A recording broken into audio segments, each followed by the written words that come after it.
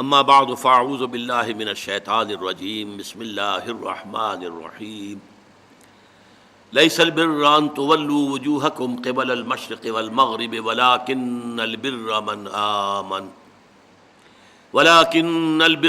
آمن بالله واليوم الآخر والملائكة والكتاب والنبيين وآتى المال على حبه ذوي القربى واليتامى والمساكين وابن السبيل والسائلين وفي الرقاب وأقام الصلاة وآتى الزكاة والموفون بعهدهم إذا عاهدوا والصابرين في البأساء والضراء وحين البأس اولئک الذین صدقوا واولئک هم المتقون صدق اللہ العظیم رب اشرح لی صدری ویسر لی امری واحلل عقدۃ من لسانی یفقہوا قولی۔ آیہ بر کے بارے میں کچھ تمہیدی گزارشات بھی پہلے بھی آ چکی تھیں اور پچھلی نشست میں ہم نے پھر اجمالاً ان کا اعادہ کیا۔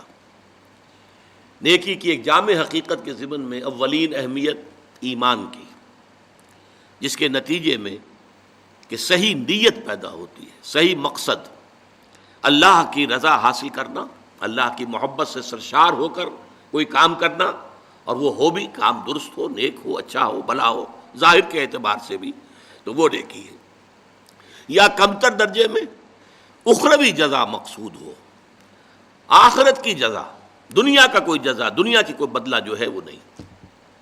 پھر یہ کہ جو مظاہر نیکی ہیں ان میں پہلا مظہر جو ہے وہ خدمت خلق، وہ انسانی ہمدردی کا جذبہ، انسان اپنا مال جو اسے طبعاً بہت محبوب ہے وہ دے سکے ضرورت مندوں کو، جن میں اولین قرابت دار، رشتہ دار، پھر یتامہ، پھر مساکین، پھر مسافر، پھر مانگنے والے، اور پھر گردنوں کے چھڑانے میں۔ اس کے بعد فرمایا وَأَقَامَ الصَّلَاةَ وَآتَى الزَّكَاةَ، اور قائم کی اس نے نماز اور ادا کی اس نے زکوٰۃ۔ اب دیکھیے یہاں ارکان اسلام میں سے اہم ترین ارکان جو ہیں اب ذکر آ رہا ہے۔ میں پہلے بیان کر چکا ہوں کہ ترتیب عنوان کے اعتبار سے موضوع کیا ہے۔ ارکان اسلام کی بحث ہوگی تو کلمہ شہادت کے فوراً بعد اقامت الصلاۃ و ایتاء الزکاۃ، لیکن یہاں بحث ہو رہی ہے نیکی کی۔ نیکی کی حقیقت کیا ہے؟ اس میں وہ ہمدردی کا مادہ وہ پہلے ہے، اور نماز اور زکوٰۃ بعد میں۔ اور ان دونوں چیزوں پر غور کیجئے تو ایک عجیب جو ہے اس میں حکمت نظر آتی ہے کہ اس سے پہلے جو دو چیزیں ہمارے سامنے آئی ہیں نیکی کی بحث میں، ایک ایمان اور ایک خرچ کر سکنا، ضرورت مندوں کی ضرورتیں پوری کرنا میں اپنے مال کو خرچ کر سکنا۔ اب ان دونوں کے لیے گویا کہ دو ستون گاڑ دیے گئے ہیں ہمارے دین کے نظام میں۔ ایمان کو تازہ رکھنے کے لیے نماز ہے، دن میں 5 مرتبہ اپنے مصروفیات سے نکلو، صبح کی نیند بڑی سہانی ہوتی ہے، اسے توڑ کر اٹھو، اور اٹھو اللہ کے حضور میں حاضر ہو، کھڑے ہو جاؤ، وضو کرو، کھڑے ہو جاؤ، نماز پڑھو، اللہ سے اپنا عہد جو ہے تازہ کرو، ایاک نعبد و ایاک نستعین، اللہ تعالیٰ کے ساتھ اپنے اس عہد کو دوبارہ استوار کرو، تازہ کرو۔ بڑا پیارا شعر ہے حفیظ جالندری کا کہ سرکشی نے کر دیے دھندلے نقوش بندگی، آؤ سجدے میں گریں لوح جبیں تازہ کریں۔ لوح کہتے ہیں تختی کو، جیسے تختی ہوتی تھی ہم لکھتے تھے، پھر تازہ کرتے تھے اسے، اس کے اوپر پھر دوبارہ گاچنی سے اس کو دوبارہ جو ہے تاکہ اس پر لکھا جا سکے۔ تو یہ لوح جبیں جو ہے یہ ہماری، اسے رکھو زمین پر تاکہ اس میں بندگی کا جو نقش ہے وہ تازہ ہو جائے، اس لیے کہ ہماری سرکشی جو نفس کی سرکشی ہے، ان النفس لامارۃ بالسوء، اس نے ہماری یہ بندگی کے جو آثار ہیں، جو نقوش ہیں، انہیں کمزور کر دیا، دھندلا دیا ہے۔ تو نماز ایک ستون ہے، اور یہ جان لیجئے کہ اسلامی معاشرے کے اندر اس کی تنظیم، اس کی آرگنائزیشن کے لیے یہ یوں سمجھیے رکن رکین ہے، یہ عمود ہے، یہ سب سے بڑا جو ہے بنیاد ہے۔ اب آپ کو معلوم ہے کہ اسلامی معاشرے میں ایک فرد ہے مسلمان، اس کی زندگی بھی اگر وہ نمازی ہے اور نماز کا حق ادا کرتا ہے، اس کی زندگی گویا کہ نماز کے گرد گھومتی ہے، اس کا سارا نظام الاوقات جو ہے نماز کے حوالے سے طے ہوگا۔ فلاں کام کرنا، اچھا بھائی عصر کی نماز کے بعد، وہ کوئی ایسی اپائنٹمنٹ نہیں کر سکتا کہ جس میں عصر کی جماعت جو ہے اس کا معاملہ جو ہے وہ خطرے میں پڑ جائے، مغرب کے بعد اس کا سارا معاملہ چلے گا، اس کا روٹین جو ہے اسی کے گرد گھومے گا. یہ گویا کہ کھونٹا ہے جس کے گرد اس کے معمولات زندگی جو ہے، اس کی چکی جو ہے وہ چل رہی ہے. اسی طریقے سے معاشرہ، اب 5 مرتبہ دن میں مسلمان مسجد میں جمع ہو رہے ہیں، ایک امام کے پیچھے کھڑے ہیں، اور ایک دفعہ ہفتے میں جو ہے بڑی آبادی کے لوگ جو ہیں مسجد جامع میں جمع ہو گئے. یہ اسلامی معاشرے کی ایک تنظیم ہے. سال میں 2 مرتبہ جو ہے آبادی سے باہر کسی بڑے کھلے میدان میں لوگ چلے گئے ہیں عیدین کے لیے، اور سال میں 1 مرتبہ جو ہے پوری دنیا سے کشاں کہاں کہاں سے گورے بھی اور کالے بھی اور پیلے بھی مسلمان کہاں سے چلے آ رہے ہیں، ہر مسلک ہر فقہ کے ماننے والے. یہ ایک تنظیم ہے جو نماز کے گرد اور حج کے گرد ہو رہی ہے. اور یہ نماز جو ہے در حقیقت بندے کا تعلق اللہ کے ساتھ استوار کرنے کا سب سے بڑا ذریعہ ہے. اس لیے کہ ہمارے معمولات جو ہیں وہ ہمیں اللہ سے غافل کر دیتے ہیں، ہم گم ہو کر رہ جاتے ہیں. وہ بڑا پیارا شعر ہے اقبال کا، کافر کی یہ پہچان کہ آفاق میں گم ہے، مومن کی یہ پہچان کہ گم اس میں ہے آفاق. آفاق میں گم ہو جانا، میرا یہ کام ہے، یہ کام ہے، یہ کام ہے، یہ کام ہے، یہ کرنا، وہاں جانا، وہاں سے وہاں جانا، وہاں سے وہاں جانا، ایک چکر ہے، ایک روٹین ہے. انسان گم ہو گیا، کہاں خدا کا خیال، کہاں آخرت کا خیال، آئے گا ہی نہیں، گم ہو گئے. اور ایک وہ ہے کہ جو گویا کہ دنیا میں رہتا ہے، بازار سے گزرا ہوں، خریدار نہیں ہوں. دنیا میں رہو اور دنیا میں گم نہ ہو جاؤ، بلکہ دنیا تمہارے اندر آ جائے، تمہارے قابو میں آ جائے، تمہارے تابع ہو جائے، تمہارے سارے معمولات تمہارے اپنے فیصلے کے، تمہاری خودی کے تابع ہو جائیں. یہ کیفیت ہے در حقیقت کے جو مطلوب ہے. اسی لیے فرمایا حضرت موسیٰ علیہ السلام کی پہلی جو حاضری ہوئی تھی اور اسی میں انہیں رسالت عطا ہوئی، تو اس کی پہلی وحی سورہ طٰہٰ کے شروع کی آیات میں ہے، وَأَقِمِ الصَّلَاةَ لِذِكْرِي. دیکھو میری نماز میرے ذکر کے لیے، میری یاد کے لیے نماز کو قائم رکھو. الصلاۃ عماد الدین، حضور فرما رہے ہیں یہ دین کا ستون ہے. اس دین کی عمارت اس پر کھڑی ہوئی. جیسا کہ میں نے عرض کیا، ہمارے شخصی بھی معاملات اور معمولات اس کے گرد گھومے، اور ہماری اجتماعیت جو ہے، ہمارا معاشرہ اور ہماری ملی تنظیم جو ہے، اس کی بنیاد بھی یہی. زکوٰۃ کیا ہے؟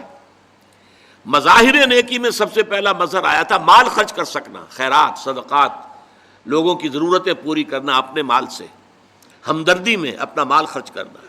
اس مال خرچ کرنے کے لیے ایک اور ستون کھڑا کر دیا گیا، اور وہ زکوٰۃ ہے. کم سے کم اتنا تو دینا ہی ہوگا.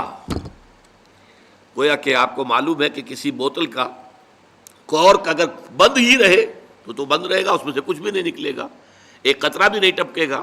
ایک دفعہ کھل جائے تو امید ہے کہ کچھ اور بھی نکل آئے گا. تو زکوٰۃ، بخیل سے بخیل انسان بھی اگر مسلمان ہے اور اگر اس کو اللہ تعالیٰ کے حکم کا لحاظ ہے، پاس ہے، زکوٰۃ تو دے گا. چاہے اس کے علاوہ چیریٹی نہ ہو، چاہے اس کے علاوہ جو ہے کوئی خیرات نہ ہو، لیکن یہ زکوٰۃ تو دے گا. لیکن یہ زکوٰۃ جو ہے در حقیقت یہ بنیاد بن جاتی ہے کہ پھر دل میں سے مال کی محبت اس زکوٰۃ کی وجہ سے کم ہوتی ہے. زکوٰۃ کے معنی یہ ہے پاک کرنے والی شے، تزکیہ ہے. یہ در حقیقت نفس کو پاک کرنے والی شے ہے، طہارت نفس، قلب کے اندر سے مال کی محبت کو ختم کرنے والی شے. تو یہ 2 ستون ہیں ہمارے دین کے. حضور کی ایک حدیث میں حضرت معاذ بن جبل رضی اللہ تعالیٰ عنہ سے مروی ہے، تو حضور نے، ویسے تو بہت طویل روایت ہے، وہ میں اس وقت ساری روایت بیان نہیں کر سکتا. حضور نے پوچھا حضرت، اس لیے کہ اس وقت خاص حالات ایسے ہو گئے تھے کہ حضور کی طبیعت میں بڑی بشاشت تھی حضرت معاذ بن جبل کے لیے رضی اللہ تعالیٰ عنہ. ایک سوال تو انہوں نے حضور سے کیا تھا، حضور نے اس کا جواب دے دیا.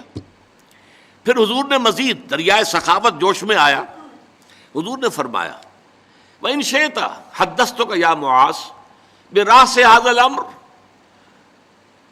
وَقَوَامِهِ وَضَرْبَةُ السَّنَامِ مِنْهُ. اے معاذ، اگر تم چاہو تو میں بتاؤں کہ ہمارے اس دین کی جڑ کیا ہے اور ہمارے اس دین کا تنا کیا ہے. قوام، یہ درخت جو ہے نا، آپ کو معلوم ہے، درخت کی مثال سامنے رکھیے کہ درخت کی ایک جڑ ہے اور درخت کا ایک تنا ہے جس کے اوپر پھر آگے شاخیں ہوں گی، اس میں پتے آئیں گے، اسی میں پھل یا پھول لگیں گے. وہ قوام ہے، کھڑا رکھنے والی شے. یہ جو تنا ہے یہ کھڑا رکھا ہوا اس کو درخت نے، پوس نے. اور پھر یہ کہ اس کی چوٹی کیا ہے. میں تمہیں بتاؤں، تو انہوں نے کہا بے ابی و امی انت یا رسول اللہ قل لی، میرے ماں باپ آپ پر قربان ہو اے نبی صلی اللہ علیہ وسلم، ضرور بتائیے مجھے۔ تو فرمایا ان رأس ھذا الامر، دیکھو ہمارے اس دین کی جڑ کیا ہے؟ شہادت اللہ الہ الا اللہ وان محمد رسول اللہ، یہ ہے جڑ۔ اور ہمارے اس دین کے معاملے کا جو تنا ہے، قوام ہے، وہ کیا ہے؟ اقام الصلاۃ و ایتاء الزکاۃ، نماز کا قائم رکھنا اور زکوٰۃ کی ادائیگی۔ نماز سے تعلق اللہ کے ساتھ قائم، زکوٰۃ سے تعلق اپنے ابناء نو کے ساتھ، غربا، مساکین، جو معاش کی دوڑ میں پیچھے رہ گئے ہیں، آپ کے اپنے بھائی بند، آپ کے اعزاء، آپ کے اقربا، زکوٰۃ سے آپ کا ایک رابطہ ان سے تعلق قائم ہوا۔ نماز سے الصلاۃ عماد الدین، اور الصلاۃ معراج المومنین، اسے معراج المومنین بھی کہا گیا۔ نماز سے تعلق اللہ کے ساتھ، زکوٰۃ سے تعلق خلق خدا کے ساتھ، اللہ تعالیٰ کے بندوں کے ساتھ۔ اور یہاں زکوٰۃ کا جو لفظ آ گیا تو نوٹ کیجئے، پہلے جو فرمایا تھا وَآتَى الْمَالَ عَلَىٰ حُبِّهِ ذَوِي الْقُرْبَىٰ وَالْيَتَامَىٰ وَالْمَسَاكِينَ وَابْنَ السَّبِيلِ وَالسَّائِلِينَ وَفِي الرِّقَابِ، اور یہاں فرمایا وَآتَى الزَّكَاةَ، اس کا مطلب یہ دو علیحدہ چیزیں ہیں۔ پہلے جو فرمایا ہے وہ نفل ہے، وہ ادا کرنا ہے زکوٰۃ کے علاوہ۔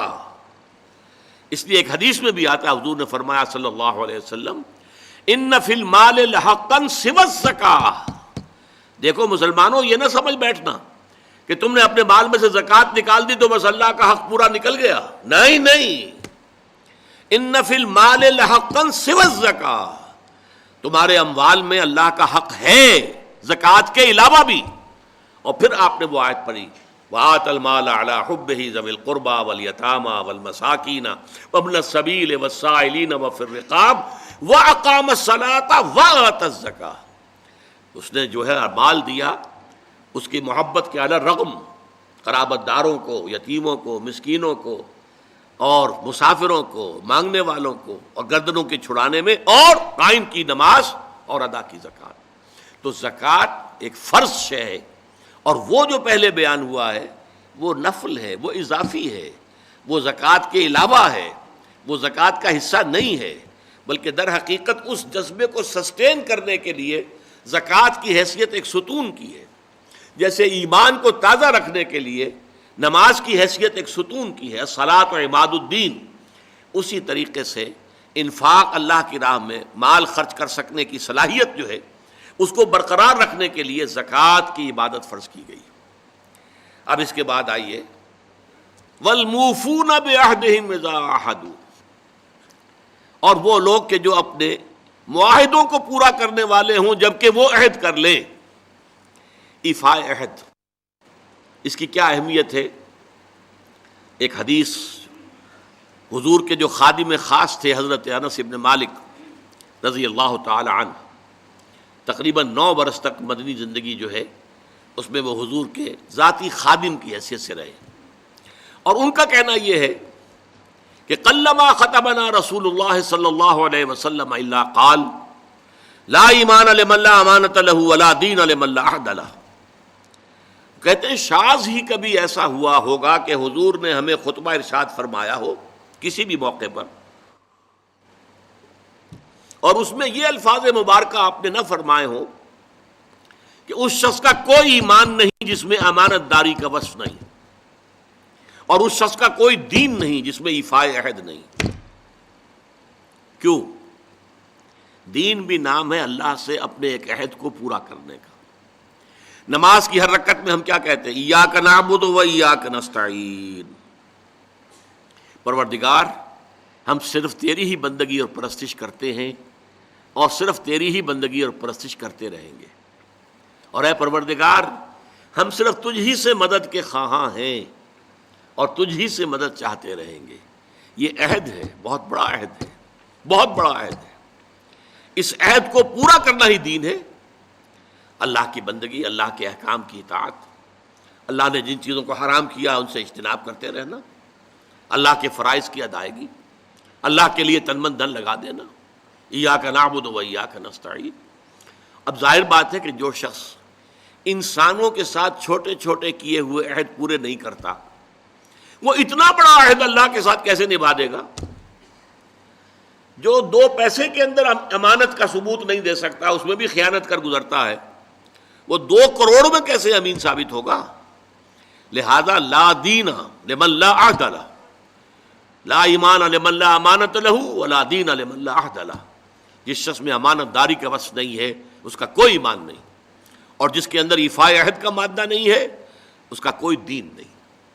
اب خاص طور پر اس نیکی کی بحث میں جس ربط اور ترتیب کے ساتھ یہ بات آ رہی ہے اس کو سمجھیے۔ در حقیقت یہ معاملات جو ہیں انسان کے، بین الانسانی معاملات، یہ در حقیقت اس کا تذکرہ ہے، اس لیے کہ اب تک جو معاملے آئے، ایک خدمت خلق اور انسانی ہمدردی کا جذبہ، پھر نماز کا قیام، زکوٰۃ کی ادائیگی۔ اب جو یہاں آ رہا ہے یہ معاملات ہیں بین الانسانی معاملات۔ معاملہ کہتے ہیں جو 2 افراد کے مابین کوئی بات ہو رہی ہو، عمل سے معاملہ، جوہد سے مجاہدہ، قتل سے مقاتلہ۔ تو جب 2 فریقوں کے درمیان جوہد ہوگی، جوہد کا جوہد سے ٹکراؤ ہوگا تو وہ مجاہدہ بن جاتا ہے۔ جب 2 فریق ایک دوسرے کو قتل کرنے کے درپے ہیں یہ مقاتلہ ہے۔ معاملہ جب 2 انسان یا 2 فریق یا 2 گروہ یا 2 کمپنیاں، یہ کمپنیاں جو ہیں وہ بھی آپ کو معلوم ہے لیگل پرسنز شمار ہوتے ہیں، ان کے مابین کوئی معاملہ ہو رہا ہے، کوئی معاملہ طے کر رہے ہیں، ان معاملات کے اندر سٹریم لائننگ کرنے والی ایک شے ہے، اگر وہ ہو جائے سارے معاملات درست ہو جائیں گے۔ اب آپ کو معلوم ہے ایفاء عہد کا جذبہ پیدا ہو جائے۔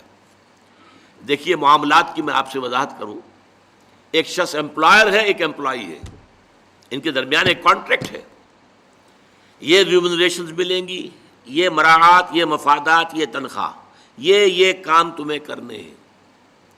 اب اگر ایک شخص پوری تندہی کے ساتھ وہ کام نہیں کرتا تو وہ حرام خوری کر رہا ہے، ایفاء عہد نہیں کر رہا۔ ایفاء عہد کا تقاضا یہ ہوگا کہ کوئی سپروائز کرنے والا ہے یا نہیں ہے، کوئی دیکھنے والا ہے یا نہیں ہے، وہ اپنے معاہدے کے اندر بندھے ہونے کی بنیاد پر کام کرے، اور حتی الامکان اپنی جو بہترین صلاحیتیں ہیں وہ۔ اسی طرح چھوٹا سا معاملہ ہے، آپ نے ایک شخص کو مزدور کے طور پر رکھا ہے، شام کو 100 روپے آپ نے دینے ہیں، یہ ایک معاہدہ ہے، طے ہو گیا۔ اب یہ مزدور اگر کام چور ہے کہ اگر تو کوئی دیکھنے والا ہے تو کام کر رہا ہے اور اگر کوئی دیکھ نہیں رہا تو بیٹھ گیا، تو یہ بے ایمانی کر رہا ہے، یہ وعدہ خلافی کر رہا ہے۔ اسے اپنے اس وقت کے اندر اپنی پوری توانائی، پوری توجہ کے ساتھ، اس لیے نہیں کہ کوئی مجھے دیکھنے والا ہے بلکہ اس لیے کہ میں تو اپنے عہد کا پابند ہوں، میں نے معاہدہ کیا۔ یہ میں نے سب سے چھوٹی مثالیں دے دیں، اس سے اوپر آئیے، شادی کیا ہے؟ سوشل میرج، یہ سوشل کانٹریکٹ ہے۔ میرج کیا ہے؟ ایک مرد ایک عورت، اس کے درمیان معاہدہ ہے، ساری عمر کا نباہ کرنا ہے، بیوی کے یہ فرائض ہیں جو اسے ادا کرنے ہیں، شوہر کی یہ ذمہ داری ہے، اس کے نان نفقے کا وہ ذمہ دار ہے، اس کے لیے سکنا فراہم کرنا اس کے ذمے ہے، اس کے لیے رہائش کا بندوبست کرنا اس کے ذمے ہے، نان نفقہ اس کے ذمے ہے، بیوی کے یہ فرائض ہیں جو اسے ادا کرنے ہیں۔ اب یہ در حقیقت ایک سوشل کانٹریکٹ ہے۔ اگر کوئی بھی اس کے اندر خیانت کا ارتکاب کر رہا ہے تو اس نے اپنے عہد کی خلاف ورزی کی۔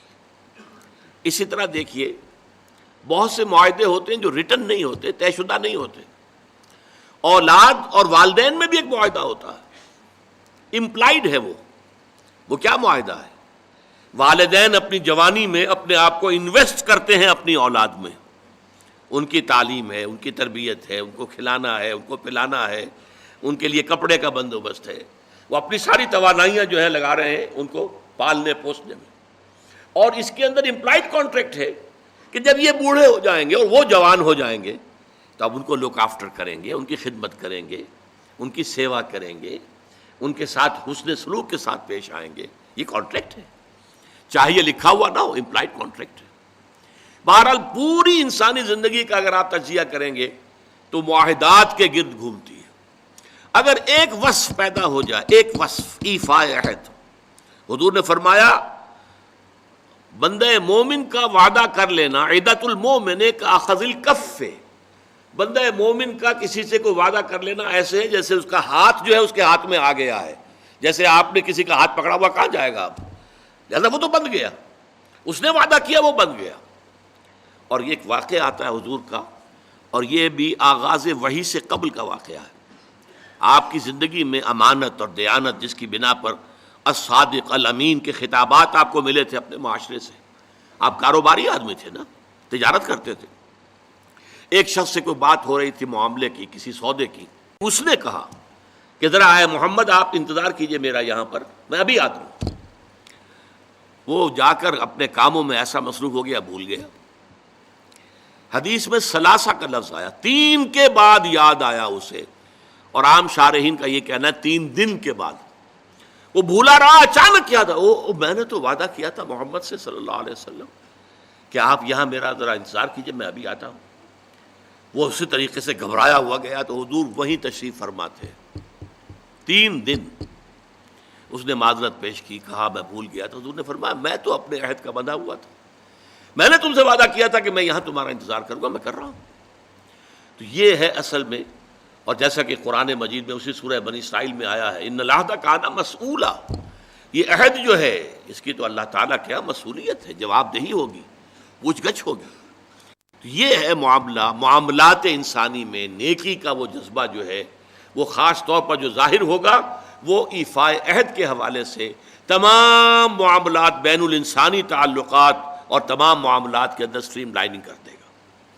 اب آئیے آخری بات آ رہی ہے، وَالصَّابِرِينَ فِي الْبَأْسَاءِ وَالضَّرَّاءِ، یہاں صابرون نہیں کہا، موفون نہیں۔ اس کا کیا مطلب ہے؟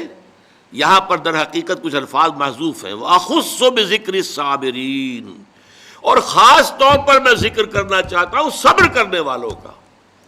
یہ جو نیکی کی بحث ہے اس میں نوٹ کر لیجئے، ایک ہے نیکی بدھ مت کے بھکشوؤں کی نیکی، عیسائی راہبوں کی نیکی، ہندوؤں کے سنیاسی اور تپسیاؤں کی نیکی۔ وہ نیکی کیا ہے؟ کاروبار دنیاوی کو چھوڑو، معاشرے کے جو مین کرنٹ ہے اس سے نکل کر کہیں پہاڑوں میں، گپھاؤں میں، کہیں موناسٹریز میں، کہیں جاؤ بیٹھ جاؤ۔ اسلام کی نیکی یہ نہیں ہے، کیونکہ اس صورت میں تو گویا کہ نیکی معاشرے سے خارج ہو گئی، بدی کو اور کھل کھیلنے کا موقع مل گیا، کوئی مقابلے میں رہا ہی نہیں۔ یہ گویا کہ بدی کے لیے میدان کو خالی چھوڑ دینا ہے۔ اسلام جس نیکی کی تبلیغ کرتا ہے وہ در حقیقت بدی کے خلاف سفارہ ہونے والی نیکی ہے۔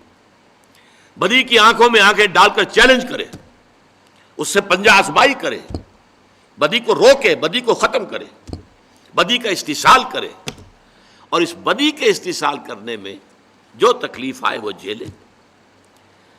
جو سورہ لقمان کی آیت میں نے پہلے بھی آپ کو سنائی تھی، یا بنی اقم الصلاۃ وامر بالمعروف وانہ عن المنکر واصبر علی ما اصابک، اے میرے بچے نماز قائم کر، نیکی کا حکم دے، بدی سے روک، اور پھر جو تجھ پر بیتے اس کو جھیل اور برداشت کر، پھر ثابت قدمی کا ثبوت دے، قدم کوئی پیچھے نہ ہٹ جائے۔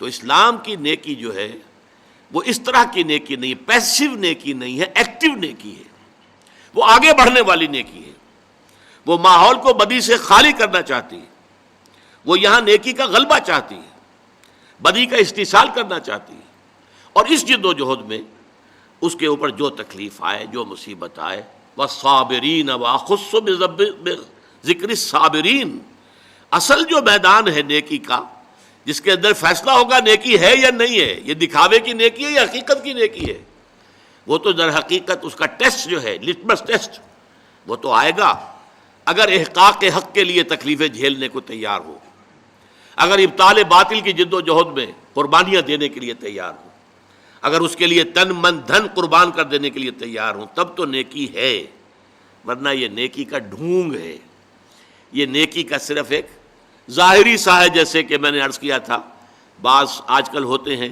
ایسے ہیٹرز کہ نیچے جو ہے نظر آتا ہے انگارے دہکتے ہوئے، حالانکہ وہ بالکل کچھ بھی نہیں، ان میں آگ ہے ہی نہیں، انگارے ہے ہی نہیں، نظر آ رہے ہیں انگارے۔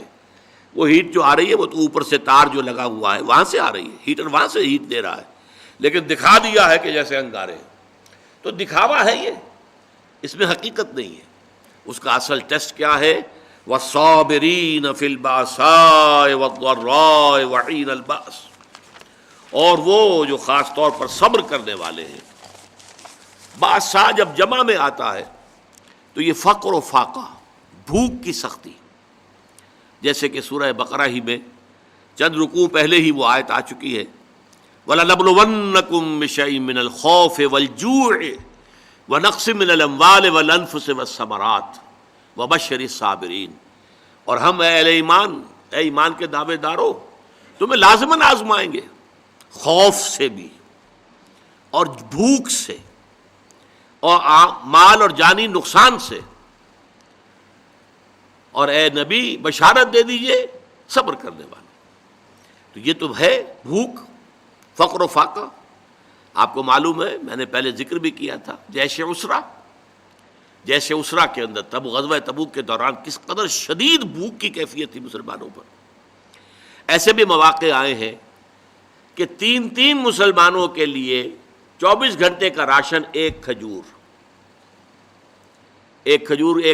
ایک صحابی نے، ایک مسلمان نے منہ میں کر کے تھوڑی دیر چوس لی، پھر دوسرے کو دے دی، پھر دوسرے نے چوس لی، کچھ گلوکوز پہلے کو مل گیا، کچھ دوسرے کو مل گیا، پھر تیسرے کو مل گئی۔ یہ بھی آیا۔ اب جھیلنا، اسے برداشت کرنا۔ اسی طریقے سے غزوہ خندق کے موقع پر جو آیا، اس لیے کہ شدید ترین سردی کا موسم تھا اور یہاں اب کچھ نہیں تھا، چاروں طرف سے گھیراؤ ہے، کوئی باہر سے رسد آئی نہیں سکتی، قحط کی کیفیت ہے، اور یہاں پر جو ہے فاقے آ رہے ہیں، اور اس فاقے کی حالت میں حکم ہوا ہے کہ خندق کھودو۔ اور مدینے کی زمین جو ہے پتھریلی زمین ہے، ٹھیک ہے، وہاں پہ ریت بھی ہے، لیکن خندق کھودنے کے لیے تو ریت سے نیچے جانا پڑے گا نا، پتھروں کے اوپر۔ چنانچہ ایک واقعہ آتا ہے کہ ایک بڑی چٹان آ گئی، تو جس چٹان کو بہت سے مسلمانوں نے کوشش کی اپنے اس تیشوں کے پھاوڑوں کے ذریعے سے توڑنے کی، نہیں توڑ سکے، پھر حضور نے ضرب لگائی ہے تو وہ ٹوٹی۔ تو وہ چٹانیں جو ہیں ان کو توڑ رہے ہیں، اور ہے فاقے سے۔ تو لوگوں نے اپنے پیٹوں کے اوپر پتھر باندھے ہوئے اپنی چادروں کے ساتھ کس لیے ہیں، تاکہ ایک تو وہ کہ ہنگر پینز نہ ہوں، وہ جو پیٹ کے اندر بروڑا اٹھتا ہے درد کی وجہ سے، اگر معدہ خالی ہے تو وہ تو احتجاج کرے گا، لیکن اس بوجھ تلے اس کو لے آئے پتھر تلے، تو وہ جو ہے اس میں وہ کیفیت پیدا نہیں ہوگی، کمر دوہری نہ ہو جائے۔ اور جب حضور سے شکوہ کیا کہ حضور دیکھیے اب ناقابل برداشت ہو رہا ہے معاملہ، دیکھیے کرتے اٹھا کے لوگوں نے دکھایا، ہم نے پتھر باندھے ہوئے، آپ نے اپنا کرتا مبارک اٹھا کر دکھایا، وہاں 2 پتھر بندھے ہوئے۔ یہ کیفیتیں ہیں کہ جن میں سے گزرے ہیں محمد الرسول اللہ والذین معہ، حضور بھی اور حضور کے ساتھی بھی۔ تو والصابرین فی البأساء والضراء، ضرر کہتے ہیں تکلیف، کوئی آپ کو جسمانی تکلیف پہنچ رہی ہے، کوئی زخم کے اندر ٹیسیں اٹھ رہی ہیں، یا جیسے کہ آپ کو معلوم ہے جیسے مکے میں صحابہ کرام کو ٹارچر کیا جا رہا تھا، شدید ترین ایذائیں دی جا رہی تھی، حضرت بلال کا معاملہ، حضرت خباب بن الارض کا معاملہ، دہکتے ہوئے انگاروں کے اوپر ننگی پیٹھ لٹا دیا گیا، لیٹ جاؤ، لیٹ گئے۔ اب آپ دیکھیے کھال ہے، آپ کا کیا خیال ہے کہ ان کی کھال سن تھی؟ انہیں جلن کا احساس نہیں ہو رہا تھا، لیکن جھیلا ہے، اسے برداشت کیا، کیوں کہ حضور کا حکم ہے کہ کوئی جوابی کارروائی نہیں کرنی ہے، جو بھی یہ کرے ٹھیک ہے کرنے دو، تمہارے جسم کے ٹکڑے کر دے کرنے دو۔ اسی وجہ سے لیٹ گئے، اور جو ہے وہ کھال جلی ہے، پھر پیٹھ کی جو چربی ہے وہ پگھلی ہے، اس سے پھر وہ انگارے ٹھنڈے ہوئے ہیں، یہ کیفیت ہے، جھیلنا ہوتا۔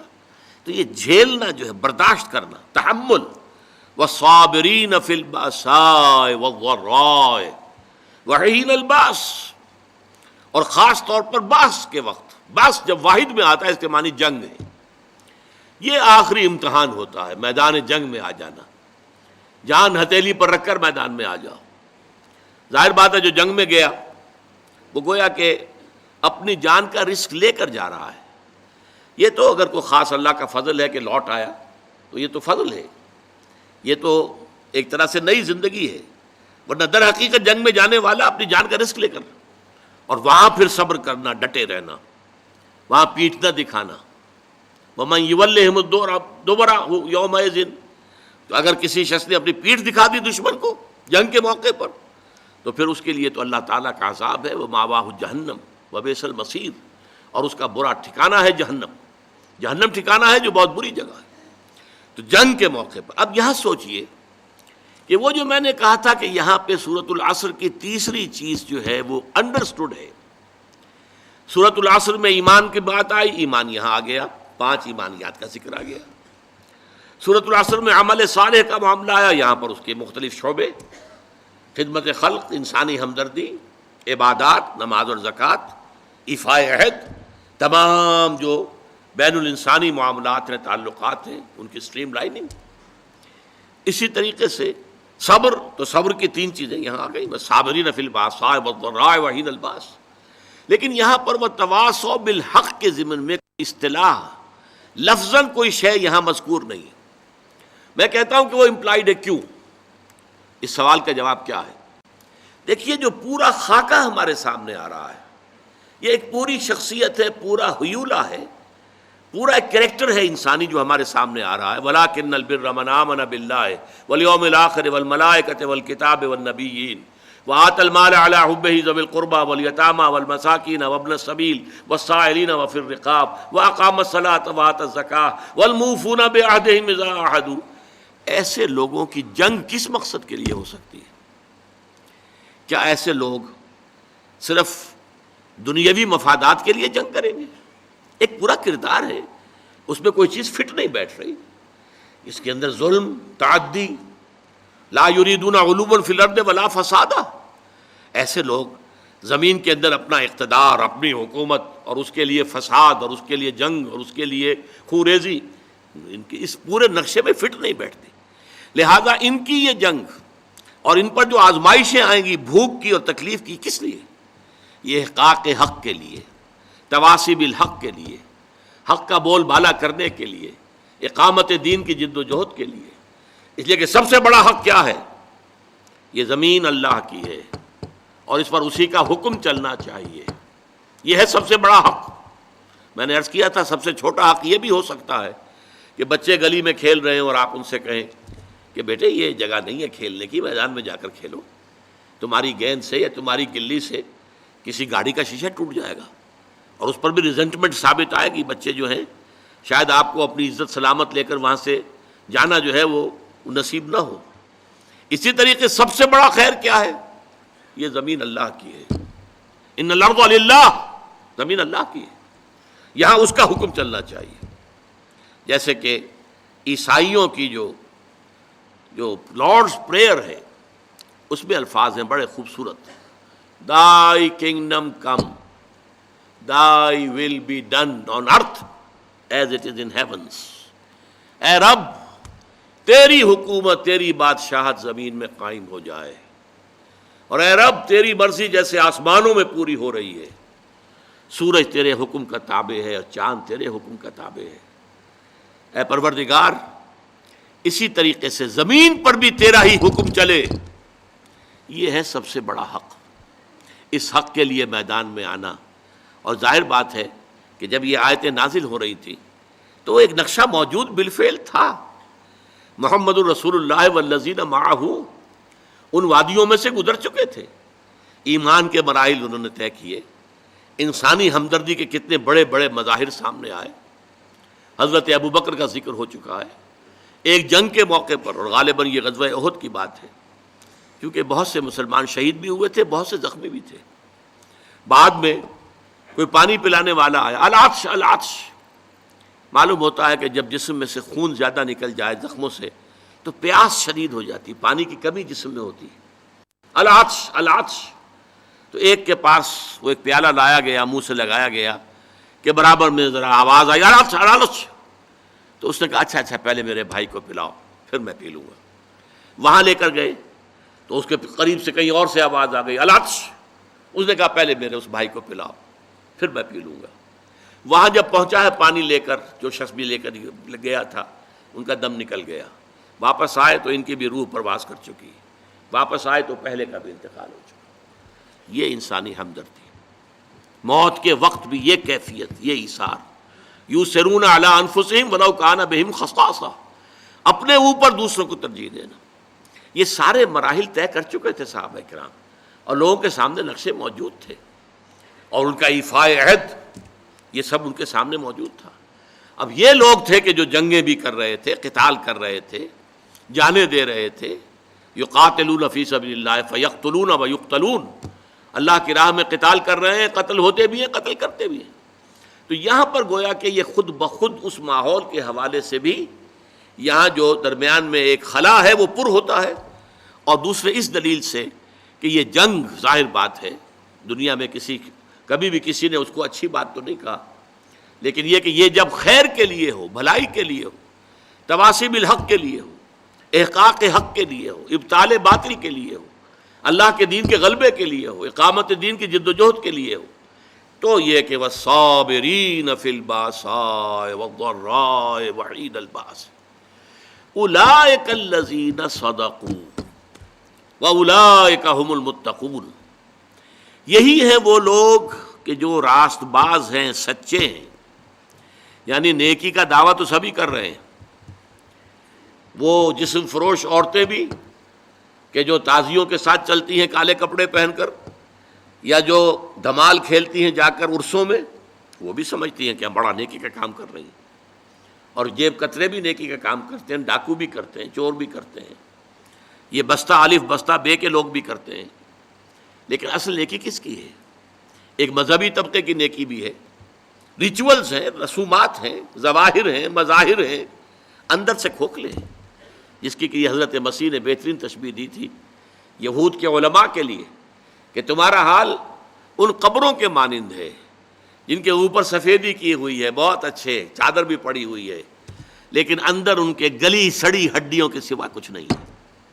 تمہارے باطن میں تعفن ہے، مال کی محبت، دنیا کی محبت، جاہ کی محبت، دنیاوی اقتدار کی محبت، اس نے تمہیں اندھا کر دیا، اتنا اندھا کہ اللہ تعالیٰ کے عظیم ترین معجزے جو عطا کیے اللہ نے حضرت مسیح کو، ان کو بھی نہ دیکھ پائے، اللہ کے ایک عظیم رسول کو نہ پہچان پائے، اللہ کے ایک عظیم رسول کو کہہ دیا گیا ولد الزنا ہے یہ، معاذ اللہ صبح معاذ اللہ، نقل کفر نہ باشد، مرتد ہے، جادوگر ہے، کافر ہے، واجب القتل ہے، سولی پر چڑھا دیا جائے۔ یہ مذہبی طبقہ تھا جس نے یہ کام کیا، اور ایک طبقہ ہمارے ہاں وہ لبرل، جیسا کہ میں نے عرض کیا تھا، وہ کہتے ہیں بھائی سچ بولنا چاہیے، کام اپنا کرنا چاہیے، وعدہ پورا کر، باقی یہ نماز روزہ جو ہے یہ تو انفرادی معاملہ ہے، یہ انسان کا اور اللہ کا اپنا درمیانی معاملہ ہے۔ ان تمام چیزوں کو جس طریقے سے اس آیت میں جمع کر دیا گیا، اور ہر شے اپنی جگہ پر فٹ، نماز اور روزے کو درمیان میں تو لائے، نمبر ایک پر نہیں لائے، نمبر ایک پر وَآتَ الْمَالَ عَلَىٰ حُبِّهِ ذَوِي الْقُرْبَىٰ وَالْيَتَامَىٰ وَالْمَسَاكِينِ وَابْنَ السَّبِيلِ وَالسَّائِلِينَ وَفِي الرِّقَابِ، اور اس سے بھی پہلے اصل ایمان، موٹیویشن کیا ہے تمہارا؟ اب دیکھیے ہماری مجبوری کیا ہے، ہم انسانوں کی مجبوریاں ہیں دو، ایک تو یہ کہ ہم اعمال کے ظاہر پر حکم لگاتے ہیں، ہمیں باطنی تو نظر نہیں آتا، ہم کسی کا دل نہیں دیکھ سکتے، ہمیں نہیں معلوم اس کی نیت کیا ہے، اور کسی کی نیت پر بلا سبب شک کرنا، شبہ کرنا، اس کی ہمیں اجازت نہیں، لہذا ہم تو کہہ دیں گے یہ نیکی ہے، یہ نیکی کا کام ہے، ہم اس کی باطنی جو ہے، اس کا اصل پس منظر کیا ہے، اس کی اصل جذبہ محرکہ کیا، ہم نہیں جان سکتے۔ دوسرا معاملہ کیا ہے، ایک ہی شخص کے ہم کچھ اعمال کو کہتے ہیں یہ کام تو اس نے بڑے نیکی کی ہے، یہ کام اس کے بڑے برے ہیں، یہ بھی در حقیقت ہماری محدودیت ہے۔ حقیقت کے اعتبار سے انسانی شخصیت جو ہے ایک حیاتیاتی اکائی ہے۔ دیکھیے اگر آم کا درخت ہے تو آم لگے گا، اس میں نیمبو کیسے لگ جائے گا؟ آم لگے گا، نیم کی نمولی کیسے لگ جائے گی؟ اگر آپ ایک درخت میں دیکھتے ہیں کہ آم بھی لگا ہوا، نمولی بھی لگی ہوئی ہے، وہ کڑوی کسیلی نمولی بھی لگی ہوئی ہے اور میٹھا آم بھی لگا، آپ کیا کہیں گے؟ کیسے انہونی سی بات ہے۔ تو شخصیت تو ایک وحدت ہے، یا اس کے اندر خیر ہے یا شر ہے، شر ہے تو شر ہی ظاہر ہوگا، چاہے اس شر نے اوپر کوٹنگ لے لی ہو خیر کی، بظاہر نیکی کا ایک عمل کر رہا ہے، لیکن اس درخت کا، اس کی جڑ سے جو شر کی غذا اسے مل رہی ہے، اس اعتبار سے اس عمل کے اندر شر ہے، خیر نہیں ہے، چاہے ظاہری اعتبار سے خیر نظر آ رہا ہو۔ اسی طریقے سے جو شخص نیک ہے، اس کے عمل میں نیکی ہی نظر آئے گی، برائی نہیں ہوگی، البتہ اس میں ایک استثناء ہے، جو حقیقتاً نیک ہے، جو اس پیمانے پر پورا اتر رہا ہے، وَلَٰكِنَّ الْبِرَّ مَنْ آمَنَ بِاللَّهِ وَالْيَوْمِ الْآخِرِ وَالْمَلَائِكَةِ وَالْكِتَابِ وَالنَّبِيِّينَ إِلَىٰ آخِرِ الْآيَةِ۔ جو شخص اس پر پورا اتر رہا ہے اس سے بھی کبھی وقتی حالات کے تحت، وقتی اثرات کے تحت کوئی غلط کام سرزد ہو سکتا ہے۔ یہ نہ سمجھیے کہ اس سے کبھی بھی کوئی برائی جو ہے اس کا ظہور نہیں ہو سکتا، نہیں ہو سکتا ہے، لیکن فوراً توبہ کرے گا۔ اگر اس کے اندر نیکی ہے، وہ کسی بدی کو مستقل طور پر اپنی زندگی میں اپنے کردار کے اندر جگہ نہیں دے سکتا۔ اس کو آپ 2 اور 2 4 کی طرح جان لیجیے۔ وقتی آلات ہیں، وقتی اثرات پڑ گئے ہیں، یا جذبات کا کوئی طوفان امڈ آیا ہے وقتی طور پر، اور اس میں جو ہے آدمی سے کوئی غلط حرکت سرزد ہو گئی ہے، لیکن اگر نیک ہے اندر سے فی الواقع فوراً توبہ کرے گا۔ جیسے کہ سورہ نساء کی آیت مبارکہ، انما التوبۃ علی اللہ للذین یعملون السوء بجہالۃ ثم یتوبون من قریب، اللہ تعالیٰ نے اپنے ذمے لازم کر لی ہے ایسے لوگوں کی توبہ قبول کرنا کہ جو غلطی سے یا حالات کے دباؤ میں، جہالت میں، نادانی میں کوئی غلط کام کر بیٹھتے ہیں لیکن فوراً توبہ کرتے ہیں۔ تو یہ فوری توبہ ہوئی، یہ نہیں ہوگا کہ بدی اور نیکی کا امتزاج مستقل طور پر ہو۔ یہ نہیں ہو سکتا کہ ایک طرف نماز، روزہ، یہ سارا کچھ بھی ہو رہا ہے، دوسری طرف سودی کاروبار مستقل طور پر اپنے دھندے میں شامل ہے، یہ نہیں۔ یہ اگر ہے تو اس کا مطلب یہ ہے کہ نیکی نہیں ہے۔ اصل میں یہ اندر اندھیرا ہی ہے، روشنی نہیں ہے، اندر تاریکی ہے، اندر کوئی نور نہیں ہے۔ یہ صرف ظاہر کے کچھ اوپر جو ہے لبادے اوڑھ لیے گئے ہیں، ان کی حقیقت کوئی نہیں۔ آخری بات اس آیت کی، وَأُولَٰئِكَ هُمُ الْمُتَّقُونَ، یہ سمجھیے بونس ہے اس آیت کا کہ تم نے نیکی کی اصل حقیقت کو اگر سمجھ لیا تو ساتھ ہی یہ نوٹ کر لو، یہی لوگ متقی ہیں۔ تمہارا تقویٰ کا تصور بھی کچھ اور ہی ہے۔ ایک ظاہری وضع قطع ہے، شکل و صورت ایک طرح کی بنا لی ہے، لباس ایک طرح کا پہن لیا ہے، تو آپ سمجھتے ہیں بڑا متقی انسان ہے۔ یہ ظاہر کے ساتھ، ظواہر کے ساتھ، وہی ہماری مجبوری، ہم دل کے اندر جھانک کر نہیں دیکھ سکتے۔ لیکن حقیقت میں متقی وہ ہوگا جو اس پورے نقشے پر پورا اتر رہا ہو، جس کی پوری شخصیت جو ہے اس کے اندر یہ رنگ بھرا ہوا ہو، وہ ہے متقی۔ جیسے کہ حضور نے ایک مرتبہ 3 دفعہ اپنے قلب مبارک کی طرف، سینہ مبارک کی طرف اپنے دست مبارک سے اشارہ کیا، التقویٰ ہا ہونا، التقویٰ ہا ہونا، التقویٰ ہا ہونا۔ تقویٰ یہاں ہوتا ہے، تقویٰ یہاں ہوتا ہے، تقویٰ یہاں ہوتا ہے۔ تقویٰ دل میں ہوتا ہے، دل میں ایمان ہوتا ہے۔ ایمان اور تقویٰ یہ گویا کہ ہم معنی اور مترادف باتیں ہو گئی۔ اگر اللہ پر ایمان ہے تو اللہ کی معصیت سے بچنے کی کوشش کریں گے کہ نہیں؟ اللہ کو راضی کرنے کی کوشش کریں گے کہ نہیں؟ لہذا اصل تقویٰ یہاں ہے، اور جب یہ اندر ہے تو پھر پورے وجود کو یہ ایک خاص رنگ میں رنگ دے گا، اور وہ پوری شخصیت انسان کی اس آیہ بر میں ہمارے سامنے آ گئی۔ بارک اللہ لی ولکم فی القرآن العظیم ونفعنی وإیاکم بالآیات والذکر الحکیم۔